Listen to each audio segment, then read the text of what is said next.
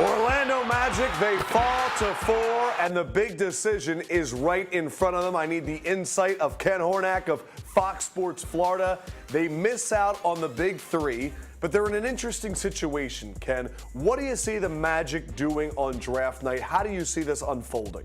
Well, certainly, even though they won't have one of the big 3, they've always been interested or have been expressed an interest in Dante Exum, the point guard out of Australia.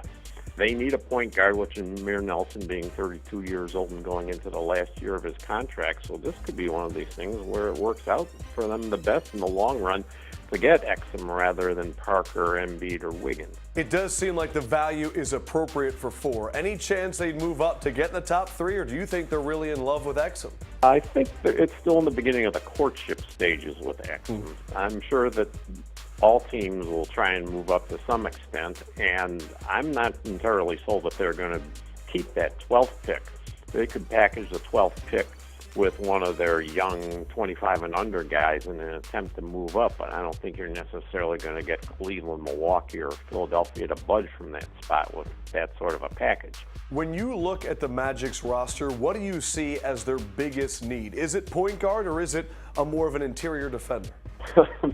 Not to sound like a cop-out, but both. Aside from Kyle O'Quinn, they did not have much in the way of shot blocking last year. Nikola Vucevic is a fine scorer and rebounder, but he's not going to be a guy that's going to reject an awful lot of shots, which is why a healthy Joel Embiid would probably have been a best-case scenario for them.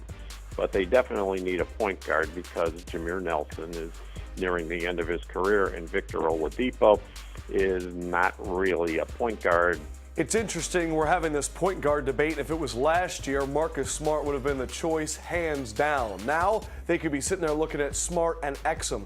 Do you think it's even a choice between these two? Do they like Exum that much more, or could this change in the upcoming weeks? A lot can change in the upcoming weeks, and again, there's really not a whole lot that we know about Exum at this point. It's sort of like the scenario with Ricky Rubio a few years ago. And while Oladipo may not be your classic point guard, the Golden State Warriors have shown that you can win with 2 small in-between guards.